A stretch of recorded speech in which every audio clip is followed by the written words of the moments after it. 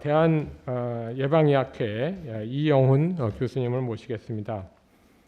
이영훈 교수님은 현재 원광대학교 병원 권역 심내센터 예방관리센터장을 맡고 계시고 전라북도 군산의료원의 이사를 또 역임하고 계십니다. 큰 박수로 맞이해 주십시오.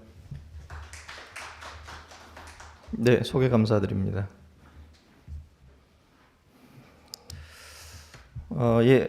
예방의학회 관련해서는 워낙 다른 학회에 비해서는 예방의학회에 소속돼 우리 계신 선생님들이 워낙 다양한 스펙트럼에서 또 다양한 목소리를 내고 계시기 때문에 어떻게 보면 일관된 학회 입장을 전달하는 건 쉽지 않을 것 같습니다. 그래서 일단 예방의학회 속해 있는 회원의 한 사람이고 또 오늘 그 심혈관 질환 관련해서 권역 심혈관 질환센터 그 현장에서 예방관리 사업을 하고 있는 그런 입장에서 좀 내용을 말씀드려 보겠습니다. 이렇게 이제 진행을 하겠습니다. 관리 현황과 그 진단에 대한 부분, 그 다음에 법, 정책, 계획에 대해서 좀 말씀드리고요. 앞에 이제 네 분의 연자들께서 말씀하신 부분하고 좀 중복되는 부분이 있으면 좀 빨리 넘어가겠습니다. 그리고 마지막으로 전국 14개 권역 심혈관 질환센터에서 예방관리 사업들이 어떤 것들이 진행되는지 간단히 말씀드리고 내용을 요약해서 제언드리겠습니다. 먼저 심장질환, 허혈성 심장질환으로 대표되는 심근경색뿐만 아니고 뇌졸중 관련해서 두 질환 모두 여러 가지 그 질병 부담이 굉장히 큰 그러한 질병으로 알려져 있습니다. 그런데 그 자체가 충분히 어느 정도는 예방 가능하다, 80%까지는 예방할 수 있다라고 알려져 있지만 여전히 사망률은 높은 편이고 또 그 사망률 이전에 발생률이 얼마나 높은지는 현재 공식적인 자료가 국가에 산출이 안 되고 있습니다. 그래서 암과 달리 암은 기본적으로 암 발생률부터 시작해서 데이터를 충분히 갖고 있기 때문에 관련된 정책을 수립하는 데 도움을 많이 받지만 심근경색 뇌졸중은 기본이 되는 발생률 자료부터 산출이 안 되고 있는 그런 좀 안타까운 상황입니다. 질병 자체는 지역 간에 또 격차가 굉장히 크게 벌어지고 있습니다. 그리고 여러 가지 그 고령화로 이후에 장애 후유증으로 인한 지역사회 부담이 이제 큰 상황입니다. 여전히 지역 간 여러 가지 지표를 보더라도 사망률이라든가 인지율이나 발병 후에 도착하기 이제 시간 이런 것들이 광역 시도별로 큰 차이가 여전히 진행되고 있는 그런 상황이라고 보겠습니다. 크게 예방적 관점에서 1차 예방, 2차 예방, 3차 예방 이제 이렇게 좀 구분을 해본다면 그 지역 주민들 대상으로 우리 가정의학회 선생님께서 말씀하신 것처럼 흡연, 식이, 신체 활동 이런 부분에 있어서 건강 증진을 통해서 발생률을 줄일 수 있을 것 같습니다. 2차 예방은 고혈압이나 당뇨병, 이상제질혈증, 비만 이런 요인에 대해서 그런 위험 요인을 감소시키고 또 조기 진단, 치료 관리 주로 이제 우리나라는 현재 1차 의료기관하고 보건소로 대표되는 보건기관이 이런 역할들을 많이 하고 있습니다. 질병이 발생한 상황에서는 이제 응급의료 체계가 가동이 되고 기타 심혈관 질환센터를 포함한 의료기관들이 심혈관 질환 환자들에 대한 급성기 진료와 병원 내 치료, 재발 방지를 위한 노력들, 그래서 장애와 사망률을 감소를 시키고 생존율을 향상시키는 이러한 전체적인 관리 체계를 좀 볼 수 있을 것 같습니다. 심혈관 질환은 일반 지역사회 일반인부터 고위험군에 대한 관리, 그다음에 증상에 대한 인지, 그리고 조기 대응에 관련된 119 응급센터, 그다음에 병원 내에서 이루어지는 초기 치료 시스템, 그다음에 퇴원 이후에 지역사회로 연계되는 지속재활 이런 부분들이 한꺼번에 맞물려 돌아갔을 때만이 효과적인 그런 심혈관이 관리가 될 것 같습니다.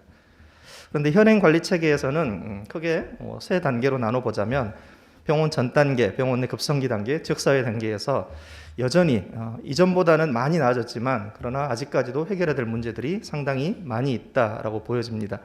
그래서 조기 증상 인지율부터 119 이용률이라든가 그다음에 응급의료 시스템하고 심혈관 그 센터하고의 그런 연계 미흡한 부분들, 병원 안쪽으로 오자면 14개 권역 심혈관 질환센터는 지정돼서 지금 14년째 지정 후에 운영되고 있지만 더 확대되지 못하는 부분, 또 중앙과 지역이 없는 위아래가 없는 단계에서 옆으로만 지금 14개만 있는 그러한 상황들, 또 병원 안에서도 내과적 영역과 외과적 영역의 여러 가지 연계 진료, 또 지역사회로 나가보자면 병원에서 급성기 치료 끝난 이후에 효과적으로 지역사회 어느 기관으로 연계할 것인지, 또 꾸준히 보건기관하고 연계해서 관리를 어떻게 할 것인지 그러한 가이드라인이 개발되거나 관리가 잘 안 되고 있는 이런 문제점도 현재는 여전한 상황입니다.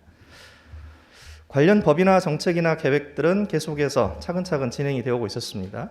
그래서 말씀하신 것처럼 심내법이 2016년에 제정이 됐고 17년 5월부터 이제 시행이 되고 이르고 있습니다. 또 18년에는 심혈관 질환 종합 계획이 5년 단위로 이제 최초로 수립이 됐고요. 그다음에 우리나라 대표적인 헬스 플랜 2020에 이어서 2030도 지금 초안을 발표한 상황입니다. 기타 공공의료 기본 계획에도 심혈관 질환 관련된 내용들이 많이 포함이 되어 있습니다.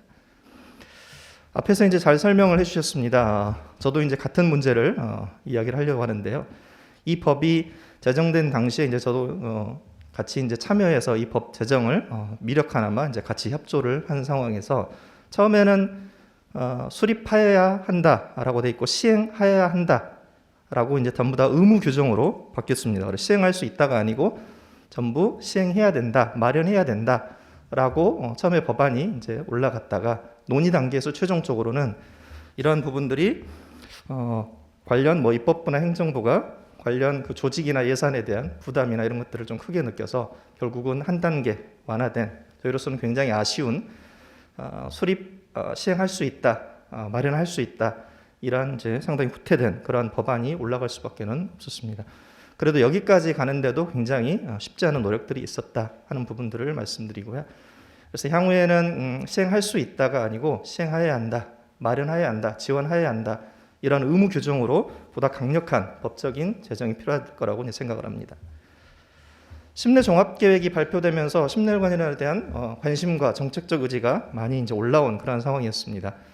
그래서 심혈관 질환 걱정 없는 건강한 사회를 만든다는 굉장히 거창하고 원대한 그런 정책적 포부가 밝혀졌고 5년 단계로 5가지 그런 실행 계획들 그리고 14개 중점 과제가 발표됐습니다. 하나하나 살펴보더라도 굉장히 이러한 시스템이 정말 이러한 추진 전략이 잘 이루어진다면 굉장히 빠른 속도로 우리나라 심혈관 질환 관리 이러한 정책들이나 부분들이 개선이 많이 되겠다라고 이제 생각을 할 수 있는 그런 부분이 되겠습니다.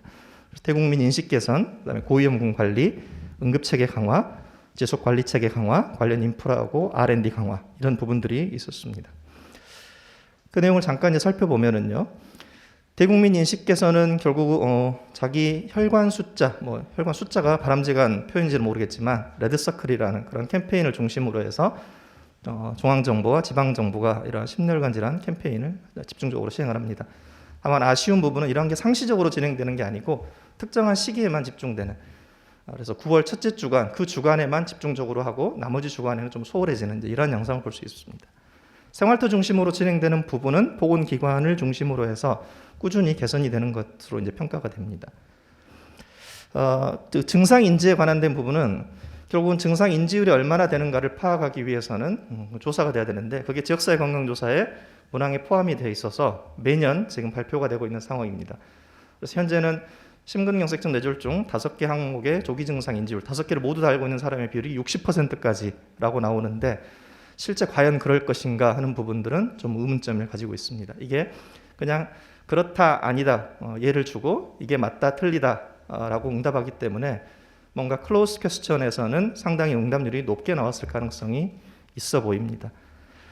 지역사회 여러 가지 연계체계, 간담회 이런 부분들은 현장에서는 그렇게 아직까지 원활하게 잘 안 되고 있는 부분이다라고 볼 수 있겠습니다. 한 곳에서 정보를 볼 수 있는 종합 포털 사이트 구축 이런 부분도 상당히 지연되고 있다라고 보여집니다. 두 번째는 고위험군 관련해서는 1차 의료기관하고 이제 보건소가 여러 가지 관리 강화 프로그램들을 진행하고 있습니다. 그래서 임상 진료 지침 같은 것들은 고혈압, 당뇨병을 중심으로 진행이 되고 있고요. 이미 발표가 됐고요. 그 다음에 동네 의원 중심으로 기존 사업들을 개편을 해서 1차 의료 만성질환관리 시범사업 앞에서 언급해 주셨습니다. 이런 사업들이 진행이 될 수 있도록 그러니까 본인이 고혈압, 당뇨, 약물 치료를 받고 있는 동네 의원에서 이러한 고혈압, 당뇨 관리가 될 수 있도록 모형들을 지금 계속 만들어가고 있습니다. 그래서 이러한 부분 의사와 그 다음에 간호사나 영양사 같은 케어 코디네이터에 의해서 그러한 만성 질환에 대한 고혈압, 당뇨에 대한 관리라든가 체계적인 이런 계획들, 지속 관리 이런 부분들이 계속해서 진행이 되고 있고 시범 사업으로 진행이 되고 있습니다. 또 시도, 광역 시도로 내려가면 광역 시도는 시도 심혈관 질환 예방관리 사업 지원단이라는 곳이 있고요. 특별히 경기도나 대구광역시는 그러한 교육센터를 통해서 이러한 것들을 보다 적극적으로 시행을 해보고 있습니다. 그래서 시군의 여러 가지 시도에서 심혈관 질환 예방 관리 사업에 시도가 어떤 역할을 해야 되는지 이런 필수 사업들이 있는데요. 일부 진행되는 것도 잘 되는 것도 있지만 제가 봤을 때는 현재 우리나라 시스템에서는 중앙 보건복지부 질병관리청으로 대표되는 중앙과 그 다음에 시군 그 사이에 광역시도의 역할이 상당히 애매합니다. 그래서 광역시도가 뭔가 좀 적극적인 그러한 관리자로서의 역할, 또 헤드쿼터로서의 역할을 할 수 있도록 하는 부분들이 좀 앞으로 훨씬 더 강화돼야 되겠다. 여기에 보면 총괄 조정이나 기획 모니터링 평가 업무를 하도록 하고 있는데 실제 시도가 시군을 이렇게 총괄 조정하는 역할들이 과연 잘 진행되고 있는지 이런 부분들은 좀 의문입니다. 그리고 그 안에 보면 여러 가지 지표들에 대한 연도별 목표들이 나오는데 여기에 이제 심근경색, 뇌졸중의 발생률과 재발률은 점점점으로 되어 있고요. 다만 목표는 매년 1% 감소라고 하지만 실제 목표를 감소한다고 하는데 어느 수준인지도 모르는 상황에서 1% 감소라는 조금은 그런 구체화되지 않은 그런 것들이 좀 문제가 될 수 있겠습니다. 시군구로 내려가면 시군구는 심혈관 질환 예방관리 사업을 철저하게 고혈압, 당뇨, 이상지혈증 관리로 봅니다. 그래서 똑같은 용어를 두고도 이런 그 심내센터하고 보건소가 사용하는 지향점이 조금 다르다라고 볼 수 있겠습니다. 그래서 고혈압, 당뇨, 이상지질환증 환자 등록관리 사업 위주로 해서 의료기관, 민간의료기관하고 협조를 하면서 진행되는 부분이 있지만 여전히 보건소에서도 환자 진료를 하고 있기 때문에 이 부분에 있어서 민간의료기관하고의 협력이 원활하지 않은 부분이 있는 것 같습니다.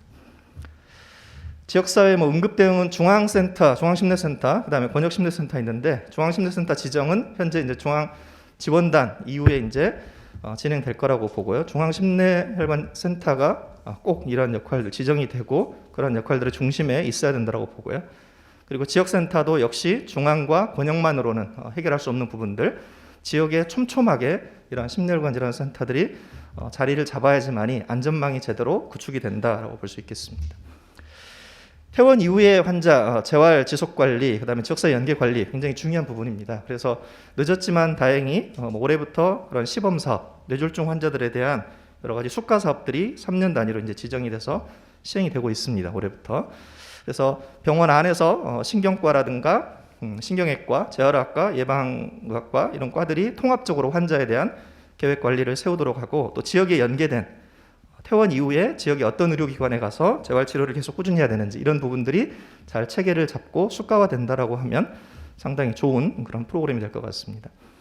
관련된 인프라와 초사 R&D 강화 이런 부분도 5가지 항목이나 있었는데요. 그럼 국가 통계 생산을 구축하겠다, 생산 체계를 만들겠다라고 했지만 아직 국가 통계가 국가 승인 통계로 갈 수 있는 그런 기반이 구축된 것 같지는 않습니다. 권역심혈관 질환 센터라든가 또 기존의 여러 연구 사업들에서 일정 부분 통계 생산을 하고 있지만 진짜 필요한 심근경색 뇌졸중 같은 그 중요 질병의 발생률, 생존율 이런 데이터들이 꼭 필요한 상황인데 그러한 데이터를 확보하기 위한 여러 가지 노력들이 보다 절실한 상황이라고 보겠습니다. 관련 R&D 이런 연구들은 비교적 진행이 되고 있는 것 같습니다. 공공의료 발전 종합대책도 이어서 이제 발표가 됐는데요.